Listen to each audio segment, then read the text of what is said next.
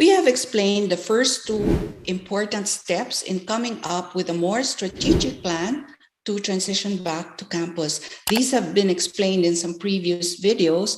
If you haven't seen the previous videos, you might want to check on them and view them before you continue viewing this video. The first of these two steps is to reflect on the lessons you learned about how to teach effectively during emergency remote learning. The second step is to identify your school's non-negotiable parameters for decisions and plans that you will make for this coming school year. And as long as you comply with these non-negotiable principles, and also consider the resources and limitations of your school, you can now innovate as much as you want. We now come to the third step, which is to explore the different options for learning delivery approaches and their implications. Chapter 2 of the primer begins with an overview of hybrid and blended learning, and then gives some definitions and features of these two types of learning delivery models.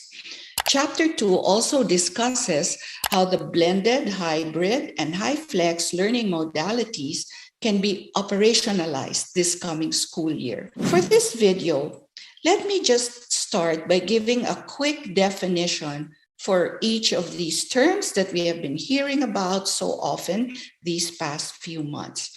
These are more fully explained in the primer. So let's start with blended learning. Horn and Staker give us a widely cited definition of blended learning.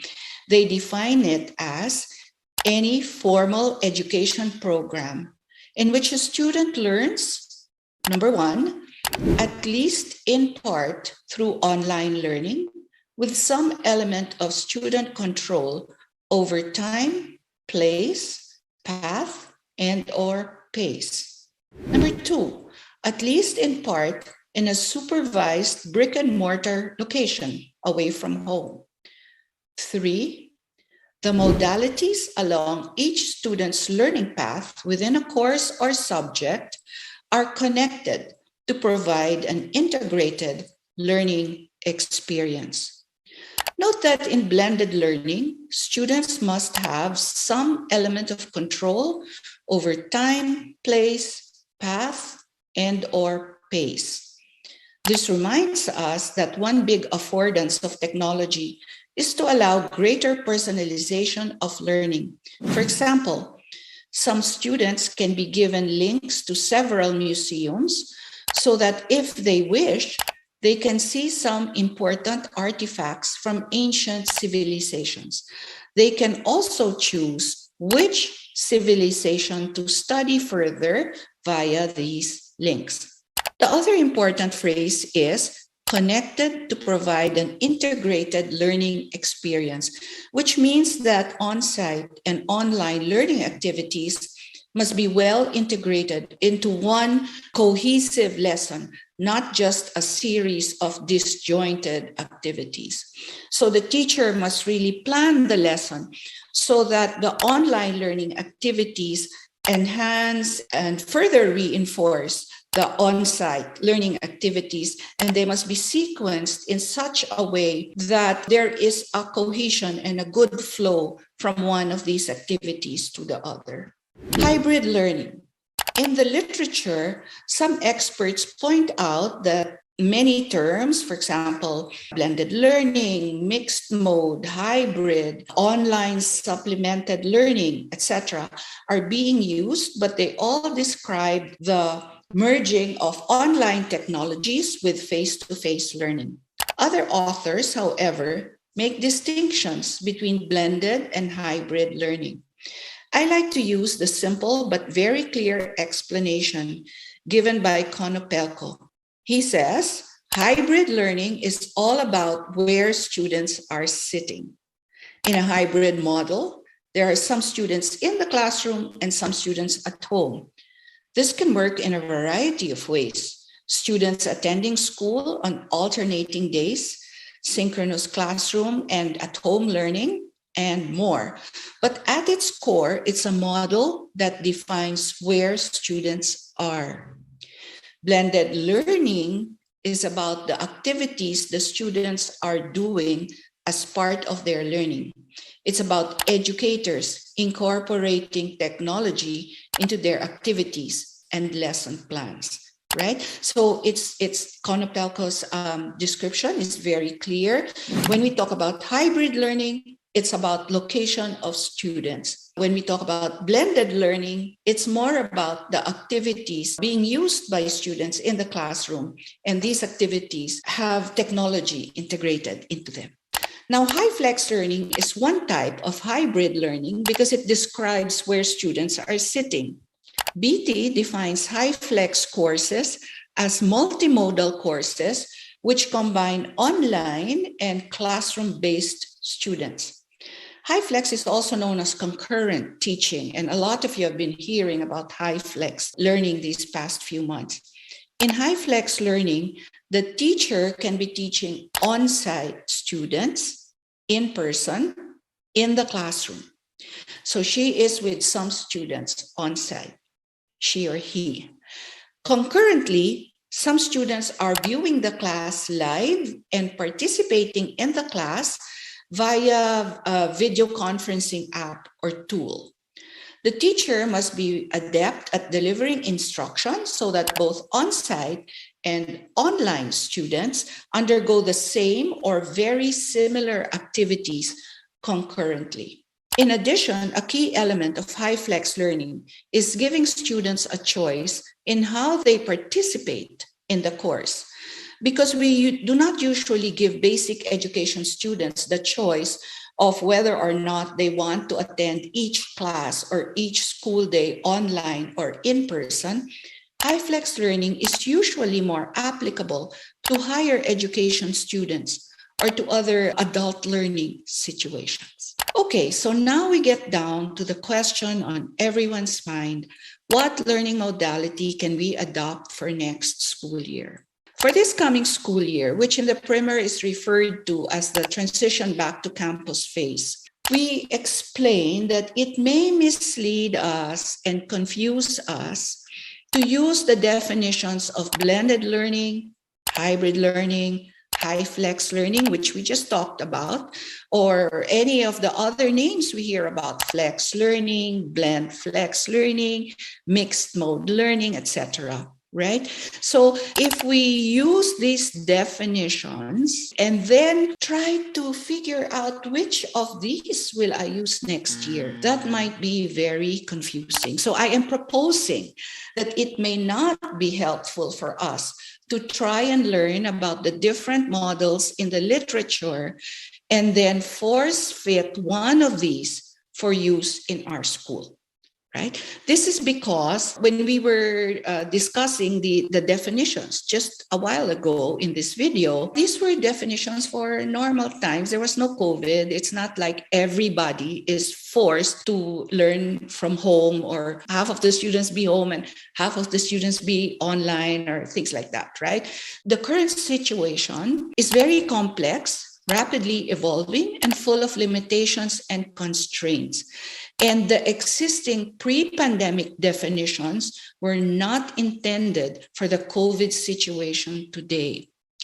So I propose that the definitions in the literature that we have just talked about can serve as guides. However, the best approach is one that you will design and that will be unique to your school.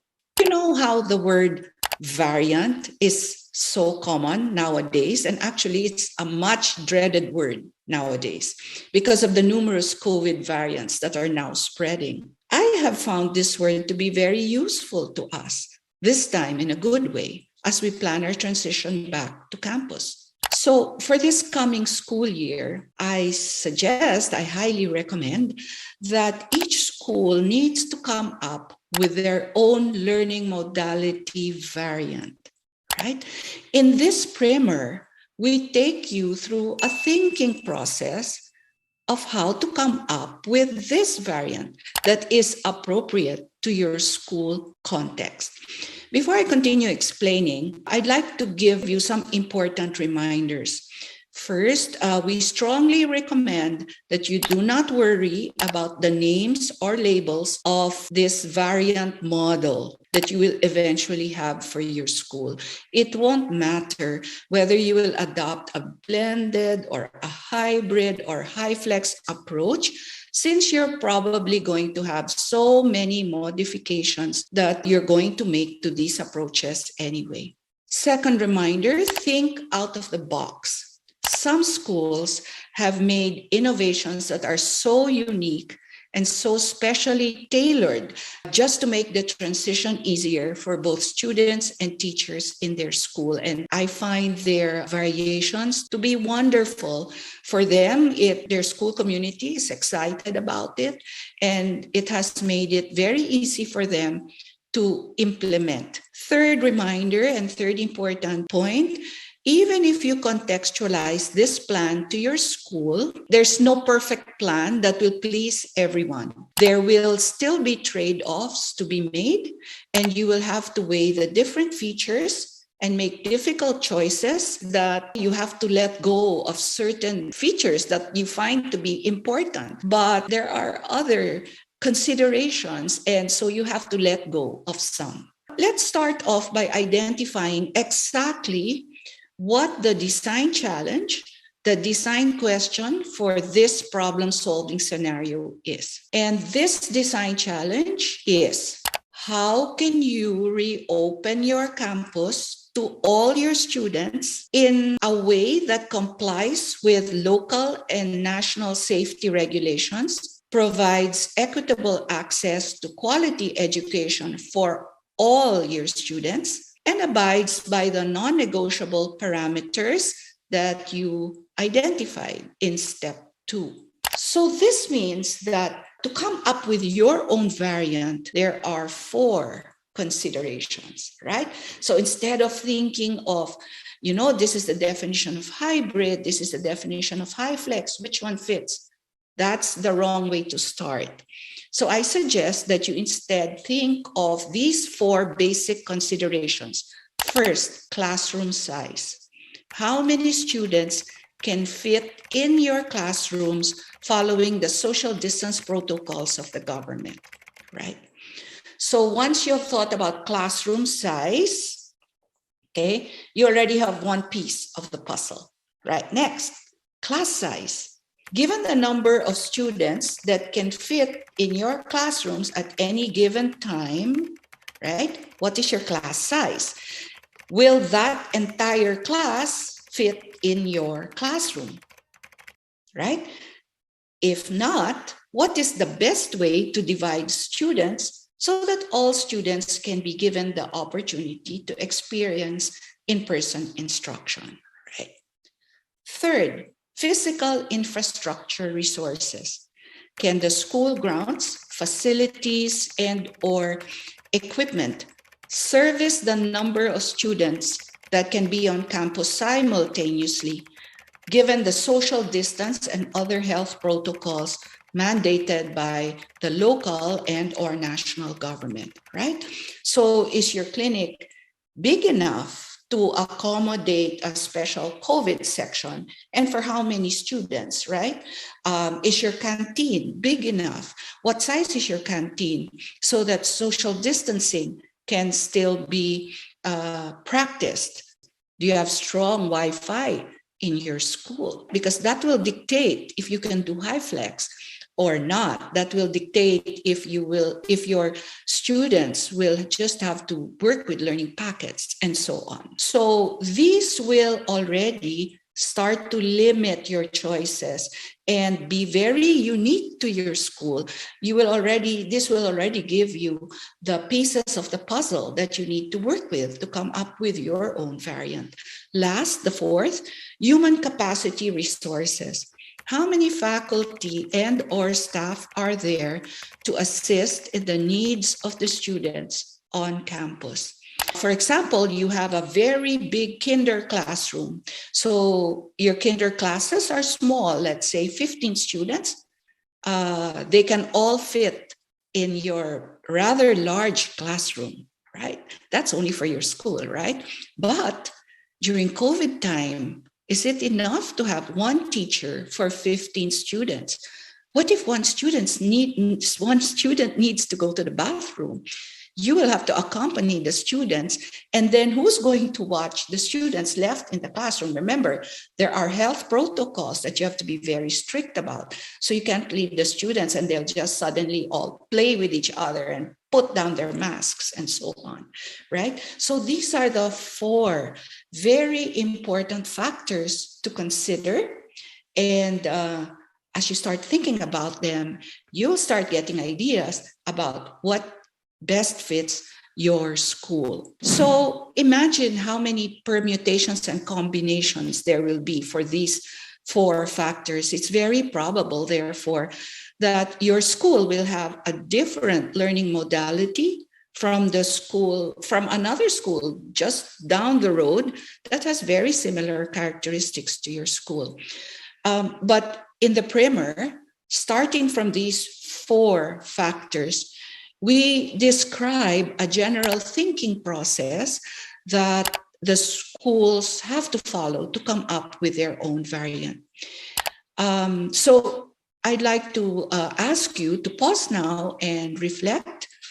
Describe the factors that will influence the type of learning delivery approach that will be appropriate for your school. So start by describing class size, classroom size, physical infrastructure resources, and human capacity resources. What other factors would you have to consider? Think of this reflection. Don't forget to check out Chapter 2, which gives you a more in-depth discussion of how the blended, hybrid, and hyflex learning modalities can be operationalized this coming school year, especially how you might choose some shifting rotation models and what this would imply for your school. Don't forget to check out Chapter 2 of the primer. Thank you.